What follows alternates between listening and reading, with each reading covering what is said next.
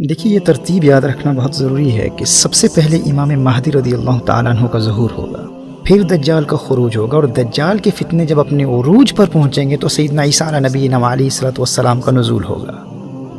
حضرت عیسیٰ علیہ السلام دجال کو قتل کریں گے، اور قتل دجال کے بعد کے زمانے میں یاجوج ماجوج کا خروج ہوگا۔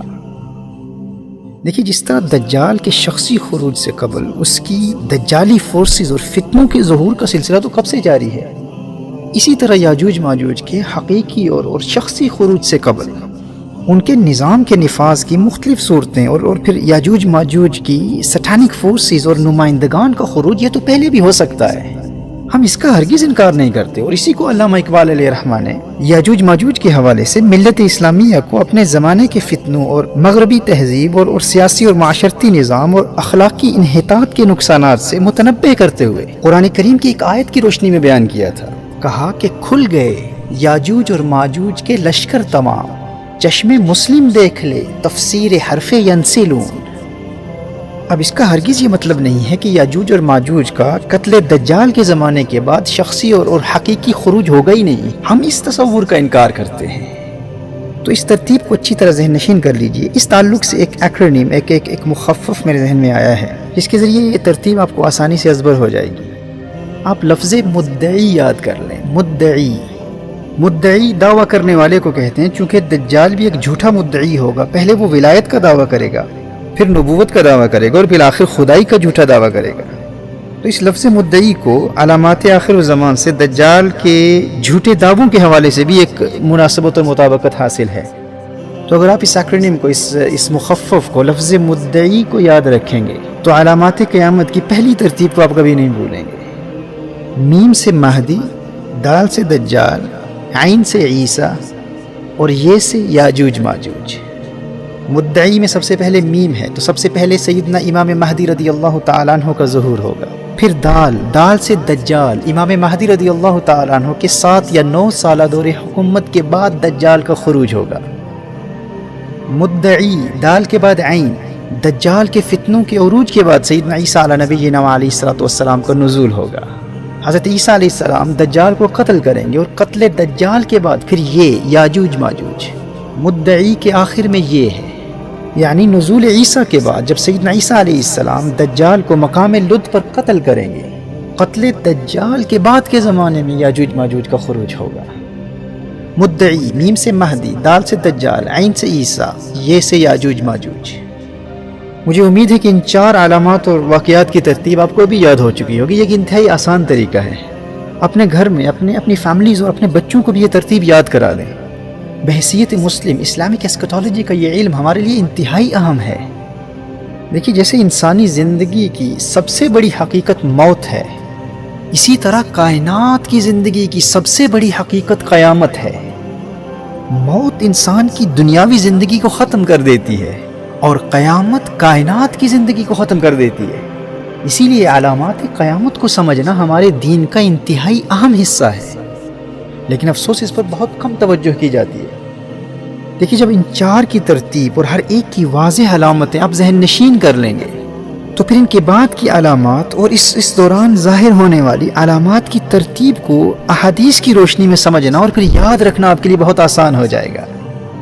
جیسے ظہور امام مہدی رضی اللہ تعالیٰ عنہ سے پہلے کی واضح علامات میں سے ایک علامت نہر فرات کا خشک ہو جانا، پھر دریائے فرات سے یوفریٹیز ریور سے سونے کا پہاڑ نمودار ہونا۔ The river Euphrates will unveil a mountain of gold. This is one of the major and clear signs before the appearance of Imam al-Mahdi رضی اللہ تعالیٰ عنہ۔ اور بعد از ظہور مہدی سفیانی کی فوج کا زمین میں دھس جانا، اسی طرح خلافت علی منہاج النبوہ کا نفاذ۔ امام مہدی کے دور حکومت میں عرب دنیا کے علاوہ بھی روم، قسطنطینیہ اور دنیا کے بڑے بڑے ممالک میں اسلام کی حکومت۔ اسی طرح امام مہدی رضی اللہ تعالیٰ عنہ کے کم از کم 7 یا 9 سالہ دور حکومت میں وہ خوشحالی اور امن و سلامتی کا دور جب ہر ایک کے پاس مال و دولت کی فراوانی ہوگی، مسلم دنیا میں سونے اور چاندی کی کثرت ہوگی، یہ مسلم دنیا کی اکانومی کے عروج کا دور ہوگا۔ اور پھر اس دور کا آنا جب الملحمۃ الکبریٰ، جب آرمگیڈن، وہ سب سے خوفناک اور تباہ کن جنگ ہوگی، جس کے نتیجے میں پھر غربت اور مفلسی اور بھوک اور پیاس اور قحط سالی کا دور آئے گا، اور دنیا پھر اسی پرانے تلواروں اور گھوڑوں اور اونٹوں کے دور میں لوٹ جائے گی، اور پھر قسطنطنیہ اور روم کی فتح کے بعد دجال کو خروج اور دجال کے فتنوں کا زمانہ، اور پھر اس کے بعد سیدنا عیسیٰ علیہ السلام کا نزول،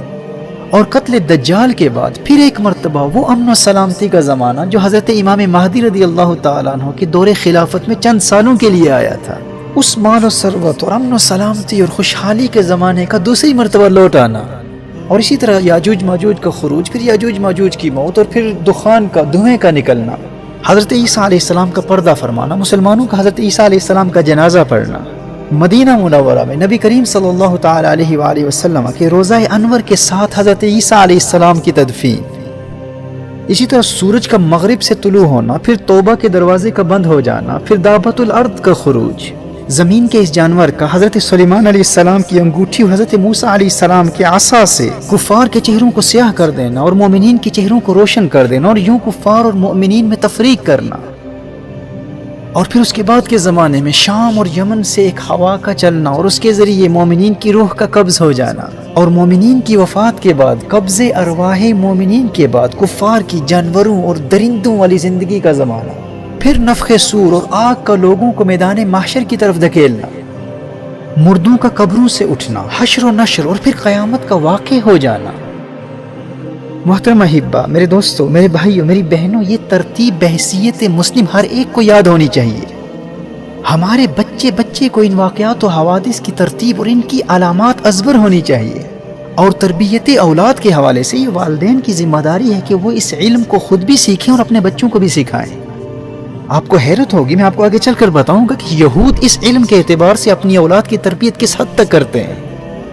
اور آپ کی آسانی کے لیے یہ ایکرونیم میں نے پیش کیا ہے۔ لفظ مدعی کو آپ یاد کر لیں، میم سے مہدی، دال سے دجال، عین سے عیسیٰ، یہ سے یاجوج ماجوج۔ اگر آپ ان پہلے 4 واقعات کی ترتیب کو یاد کر لیں گے تو پھر ان کی علامات کو یاد کرنا بھی آپ کے لیے بہت آسان ہو جائے گا، اور پھر ان کے بعد کے واقعات و حوادث کی ترتیب اور ان کی علامات کو بھی سمجھنے میں بہت آسانی ہوگی۔ میں یہ محسوس کرتا ہوں کہ ان تمام واقعات و حوادث اور علامات قیامت کی ترتیب کے حوالے سے عوام تو عوام، ہمارے زمانے کے بعض اہل علم بھی بہت زیادہ کنفیوژن کا شکار ہیں،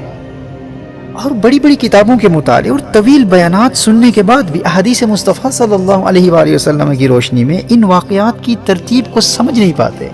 اس علم کے حوالے سے احادیث مصطفیٰ صلی اللہ علیہ وسلم کا مطالعہ بھی ضروری ہے، لیکن ان احادیث کی فقہ کو پڑھنا بھی ضروری ہے۔ اس علم کی فقہ کو پڑھے بغیر اس علم کو جاننے کی کوشش کرنے والے مزید شکوک و شبہات کا شکار ہو جاتے ہیں۔